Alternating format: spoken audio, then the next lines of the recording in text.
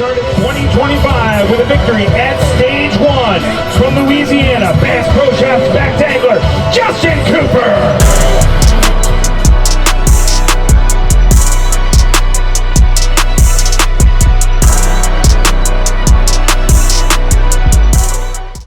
Hey everybody, it is a wrap for the 2025 Bass Pro Tour season. This is my sophomore season on tour, and let me tell you, it was a great one. I'm super pleased with the way it turned out. You know, I had really had 3 goals for the year: qualify for Red Crest, qualify for Heavy Hitters, and qualify for next season on the Bass Pro Tour. And we did all 3 of those things, plus a win. Super blessed year. Can't say enough good things about just how the year went. So this video, I want to go over the season, go through each one of them, what I thought, what I liked, what I didn't like, all these good things, and yeah, we'll jump right into it. First stop of the year, Lake Conroe, Texas. About 3 hours from the house, which was nice. A little short drive, but I'd never been there. It was a new body of water for me.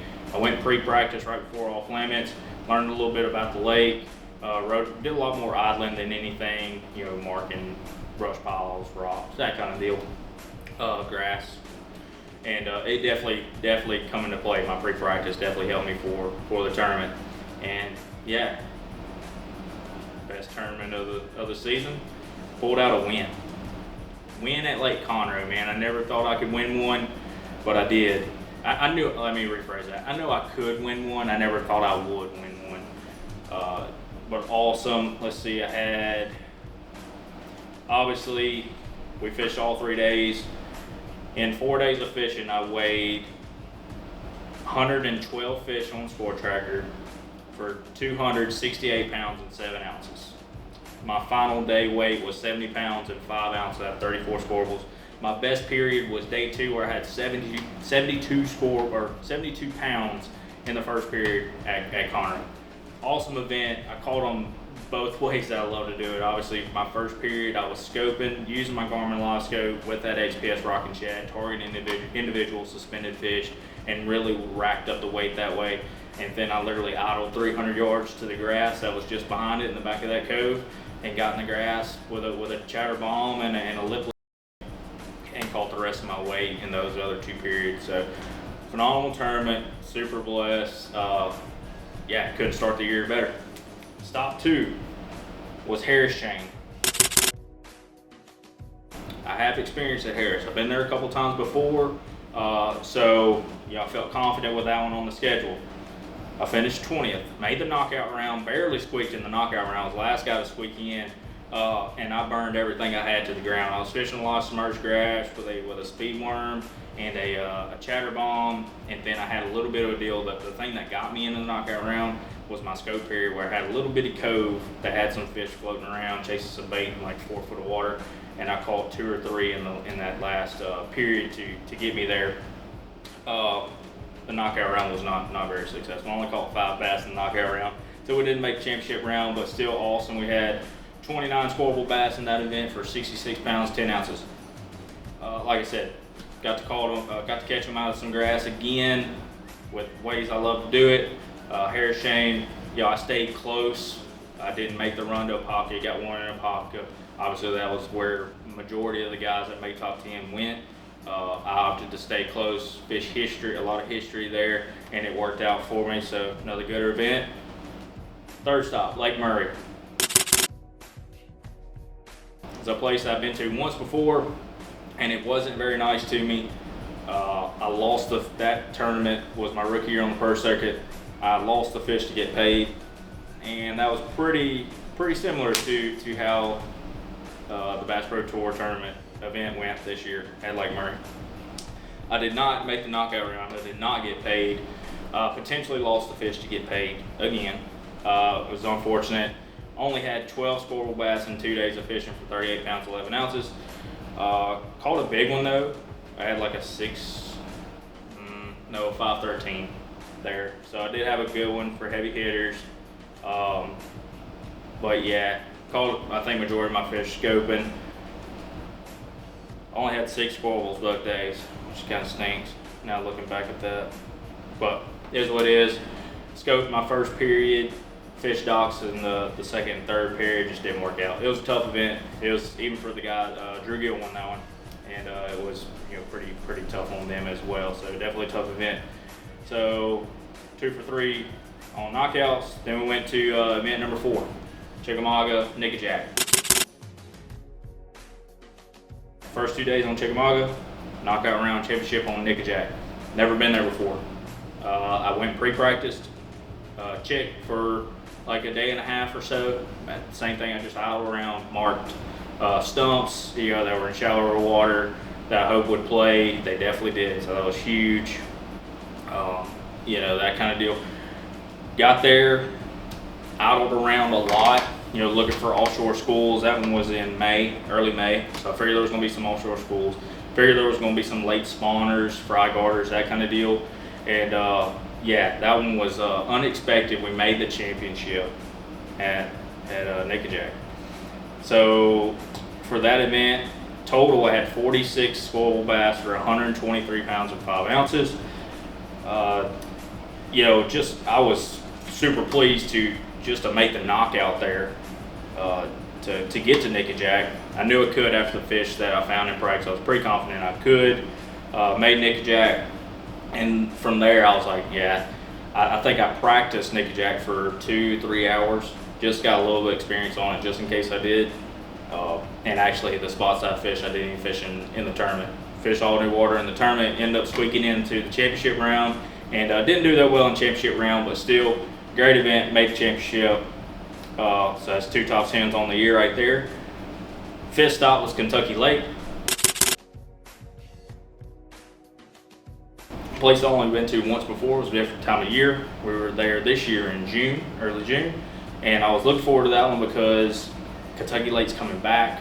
It's becoming a great fishery again, and the time of year I knew it was probably going to be an offshore, you know, idling, looking for schools, that kind of deal, which is my favorite way to catch a bass. If I can catch a bass, if I can idle over a school bass on a point on a ledge and there's 20, 30 of them down there, and I can turn around and catch them with a Carolina rig or a deep plug, like, that's my jam.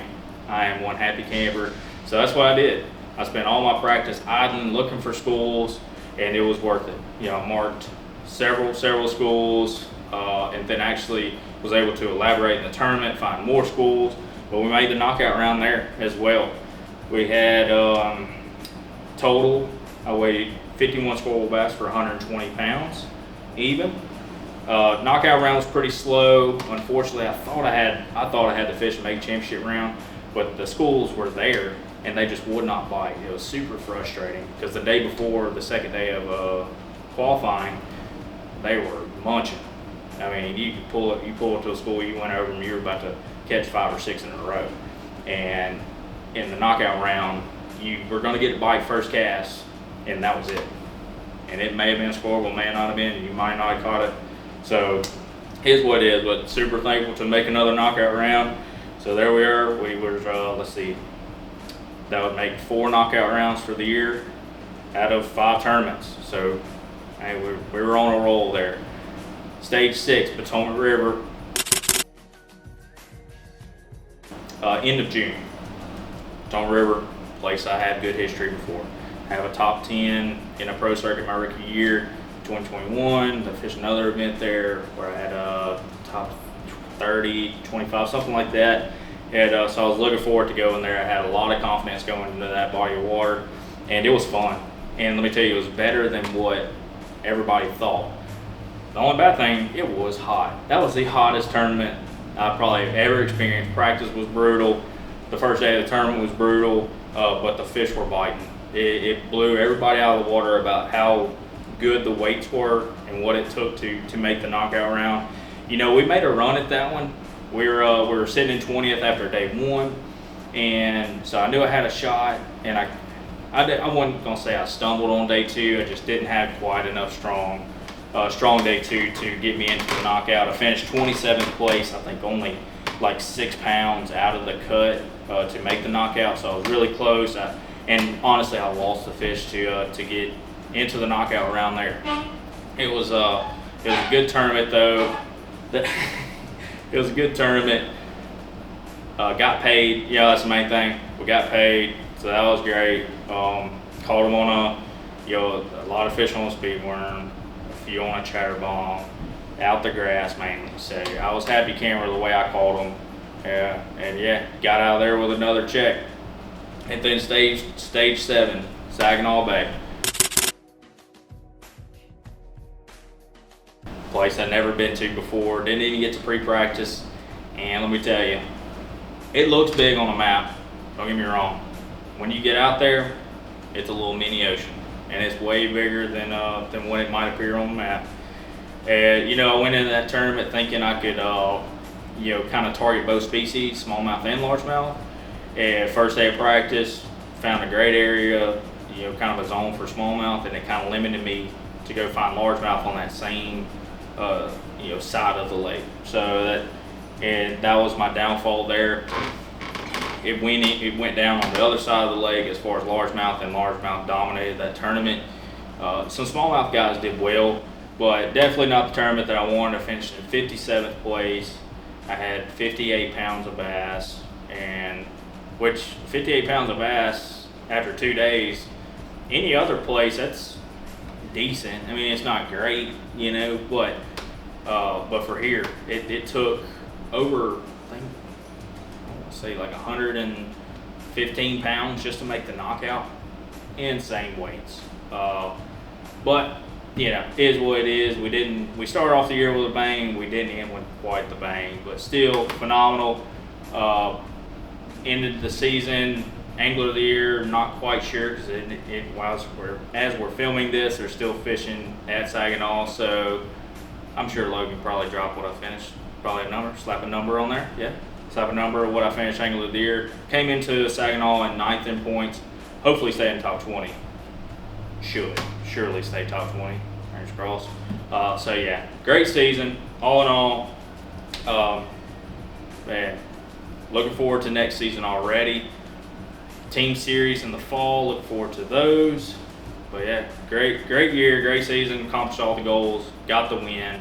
Fuels the fire for next season to get out there, try to do even better. Thanks for all the support for everybody. Y'all are awesome. All the texts, the comments on social media, man, it does not go unnoticed. I try to reply to everybody as much as I can.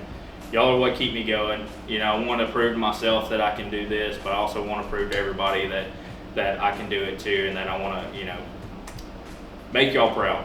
And I hope I do. Thanks for all the sponsors that were with me this year. Y'all are great. I couldn't do it without y'all. My wife, Anna, thank you so much for everything you do. You get to travel with me and our daughter Stormy throughout the year, and it's great having y'all there. My parents, Mom and Dad, thank y'all for the support over the years. Without y'all, I probably would not be sitting in this chair talking about my sophomore season on the Bass Pro Tour. So, grandparents, family, friends, love all y'all. Thank y'all. We'll see y'all next time.